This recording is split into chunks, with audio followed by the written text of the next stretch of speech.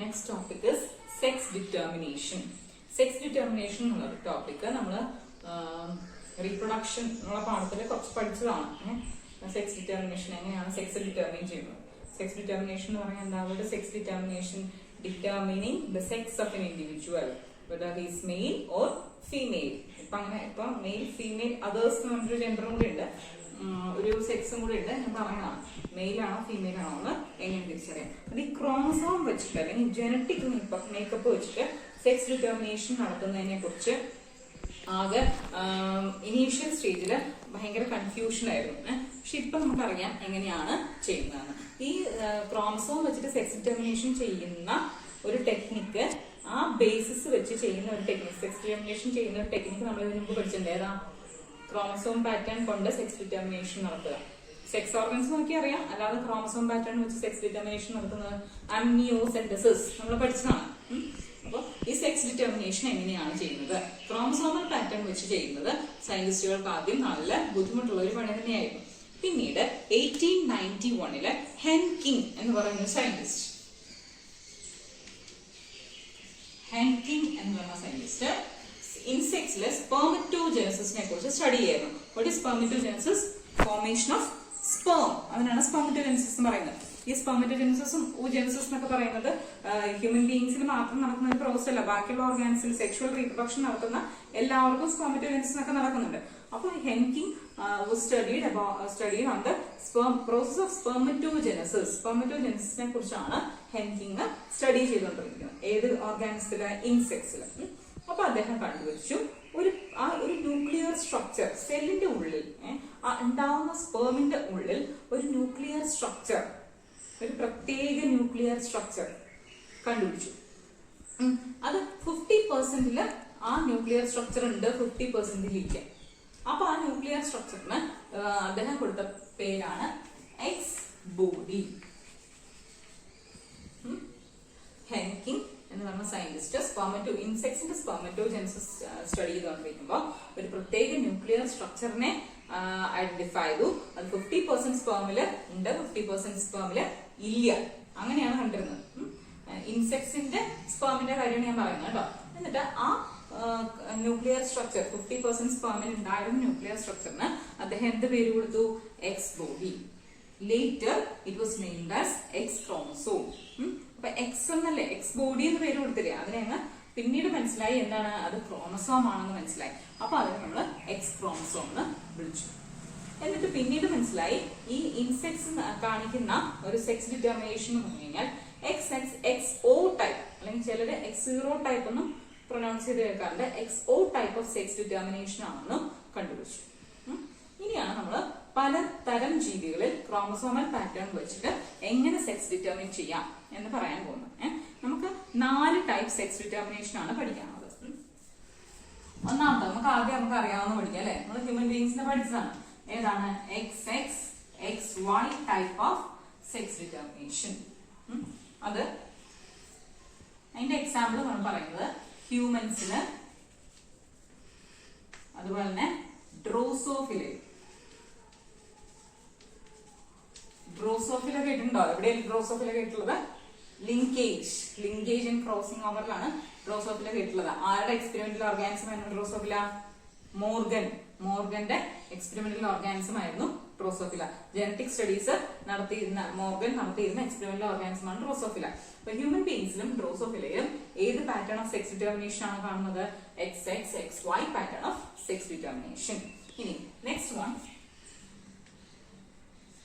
നേരത്തെ ഞാൻ പറഞ്ഞത് XX, XO അല്ലെങ്കിൽ X0 എന്ന് പ്രൊനൗൺസ് ചെയ്യും ടൈപ്പ് ഓഫ് സെക്സ് ഡിറ്റർമിനേഷൻ. അത് മിക്ക ഇൻസെക്ട്സിലും എന്ന് പറഞ്ഞാല് ഇതുണ്ട് കേട്ടോ, എല്ലാ ഇൻസെക്ട്സ് എന്ന് പറയാൻ പറ്റില്ല, കാരണം ഡ്രോസോഫില ഒരു ഇൻസെക്ട് ആണ്. അതിനൊരു എക്സാമ്പിൾ പറയുന്നത് ഗ്രാസ് ഹോപ്പർ. ടെക്സ്റ്റിൽ പറയുന്നത് ഗ്രാസ് ഹോപ്പർ. ഇനി നെക്സ്റ്റ് സെക്സ് ഡിറ്റർമിനേഷൻ ടൈപ്പ് എന്ന് പറഞ്ഞു കഴിഞ്ഞാൽ മൂന്നാമത്തത് ZW. അത് ബേർഡ്സിലാണ് കാണുന്നത്. ബേർഡ്സിൽ ടെക്സ്റ്റിൽ പറയുന്നത് കോക്ക് hen, കോഴി.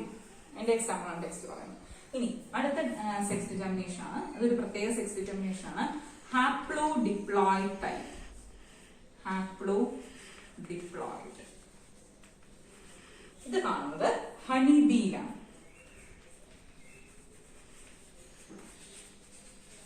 ഇതാണ് 4 ടൈപ്പ് ഓഫ് സെക്സ് ഡിറ്റർമിനേഷൻ. ഏതൊക്കെയാണ്? XX, XY, seen in case of human beings and Drosophila. Then XX, X0 അല്ലെങ്കിൽ XO type seen in insects, especially in grasshopper. Then ZZ, ZW, most birds, especially in cock or hen. കോഴിയിൽ കാണുന്നത്. Next one is haplodiploid types of sex determination. It is seen in honeybee. ഇനി നമുക്ക് ഓരോന്നായിട്ട് explain ചെയ്യാം. First one, XX, XY type of sex determination. അത് നമ്മൾ human ബീയിങ്സിന്റെ chromosome number വെച്ചാണ് പറയുന്നത്. ഡ്രോസോഫിലയിലും ടൈപ്പാണ് XX, XY ടൈപ്പാണ് സെക്സ് ക്രോമസോം കാണുന്നത് കേട്ടോ. അതിന് മുമ്പ് ക്രോമസോമിനെ കുറിച്ചൊക്കെ ഞാൻ ഇതിനു മുമ്പ് പറഞ്ഞിട്ടുണ്ട്. ക്രോമസോം എന്ന് പറഞ്ഞു കഴിഞ്ഞാൽ ക്രോമസോമുകൾ 2 തരത്തിലുണ്ട്. ഏതൊക്കെയാണ്?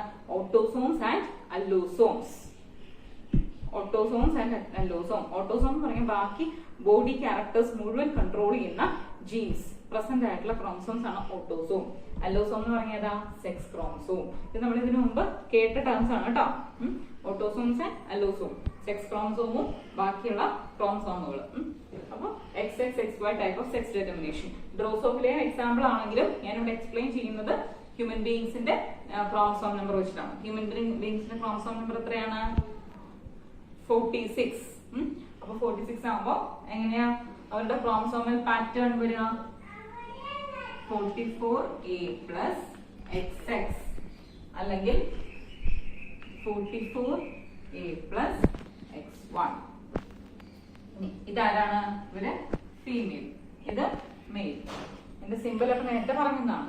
ഇനി ഇവരുടെ ഗമേറ്റ് ഫോർമേഷൻ നോക്കുക. ഗമേറ്റ് ഫോർമേഷന്റെ സമയത്ത് എന്ത് സംഭവിക്കും? Chromosome number will be reduce to half. Why? During gamete formation, chromosome number reduced to half. Why? Because during gametogenesis, reduction division occurs or meiosis occurs. എന്നിട്ട് ക്രോമസോം നമ്പർ പകുതിയായിട്ട് മാറും അല്ലെ. അപ്പൊ ഈ 44 എന്നുള്ളത് 22A പ്ലസ് ഈ എക്സും ഈ എക്സും ഇവര് ഹോമോലോഗസ് ക്രോമസോംസ് ആണ്. ഇവര് സെപ്പറേറ്റ് ചെയ്യും. ഒരു എക്സ് ഒരു ഗമേറ്റിലേക്കും പോവും. എക്സ് 22A പ്ലസ് എക്സ് ഇങ്ങനെ ഒരു ഗമേറ്റ് ഉണ്ടാവും. അടുത്ത ഗമേറ്റോ 22A പ്ലസ് എക്സ്. ഇങ്ങനെ 2 ഗമേറ്റ്സ് ഉണ്ടായി. മനസ്സിലായോ? ഇനി ഹ്യൂമൻ ബീയിങ്സ് ഇനി മെയിലിനാണെങ്കിൽ എന്ത് സംഭവിക്കും? ഇതുപോലെ തന്നെ 44ന്റെ പകുതി 22A പ്ലസ് എക്സ്. അപ്പൊ ഫീമെയിൽസില് 44A പ്ലസ് XX. അപ്പൊ ഗമേറ്റ് ഫോർമേഷൻ ഉണ്ടാകുമ്പോൾ എന്ത് സംഭവിക്കും? 44 22 റിഡക്ഷൻ ഡിവിഷൻ ആണ്. 22A പ്ലസ് എക്സും 22A പ്ലസ് എക്സ്. ഇങ്ങനെ രണ്ട് തരം ഗമേറ്റ്സ് ആണ് പോസിബിൾ. 2 ഗമേറ്റ് ഉണ്ടാകുന്നല്ലോ പറയുന്നത്. 2 ഡിഫറെന്റ് ടൈപ്പ്, 2 ടൈപ്പ് ഗമേറ്റ് ആണ് പോസിബിൾ. ഇനി ഇവിടെയാണെങ്കിലോ 2 ടൈപ്പ് എന്ന് ഇവിടെ പറയാൻ പറ്റില്ല. കാരണം ഇത് രണ്ടും ഒരേ സെയിം ഗമേറ്റ് ആണ് അല്ലെ. കാരണം ബോത്ത് ക്യാരീസ് എക്സ് ക്രോമസോം. ഇനി അടുത്ത നോക്കിയേ 44A പ്ലസ് XY ആകുമ്പോ ഈ 44ന്റെ പകുതി 22A പ്ലസ് ഒരു gamete carrying X and the other gamete carrying Y അല്ലെ.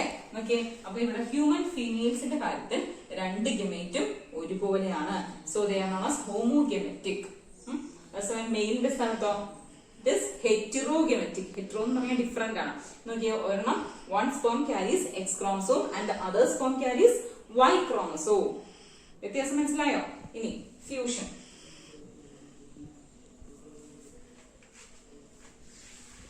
ഈ എക്സ് ക്യാരി എഗ് എന്തായാലും എക്സ് ക്യാരിങ് ആയിരിക്കും. സ്പേം ആണ് വ്യത്യാസം ഉണ്ടാവുക ഹ്യൂമൻ ബീയിങ്സിന്റെ കേസിൽ. either X carrying or Y carrying. Okay. ഇനി ഇപ്പൊ ഈ എക്സ് ക്യാരിങ് സ്പേമും ഈ പറയുന്ന എക്സ് ക്യാരിങ് ഈ എക്സ് ക്യാരിങ് എഗ്ഗും ഈ എക്സ് ക്യാരിങ് സ്പേമുമായിട്ടാണ് ഫ്യൂസ് ചെയ്യുന്നതെങ്കിൽ എന്തുണ്ടാവും? 44A പ്ലസ് XX അല്ലെ. ഇവരാരായിരിക്കും? ഫീമെയിൽ. ഇതൊക്കെ ഞാൻ റീപ്രൊഡക്ഷനില് പഠിപ്പിച്ചതാണേ. ഈ കേസ് ആണെങ്കിലോ എക്സ് ക്യാരിങ് എഗിന് വൈ ക്യാരിങ് സ്പേം ആണ് ഫെർട്ടിലൈസ് ചെയ്യുന്നെങ്കിലോ 44A പ്ലസ് XY. ഇവരാരായിരിക്കും? മെയിൽസ്. ഇനി അടുത്ത പോസിബിലിറ്റി എക്സ് ക്യാരിങ് ഈ വേറൊരു ഗമേറ്റ് കൂടി ഇല്ലേ അതിനെ എഗിനെ എക്സ് ക്യാരിങ് തന്നെ എക്സ് ക്യാരിങ് ആയിട്ടുള്ള സ്പേം തന്നെ ഫെർട്ടിലൈസ് ചെയ്യാം. അപ്പൊ എന്ത് സംഭവിക്കും? 44A plus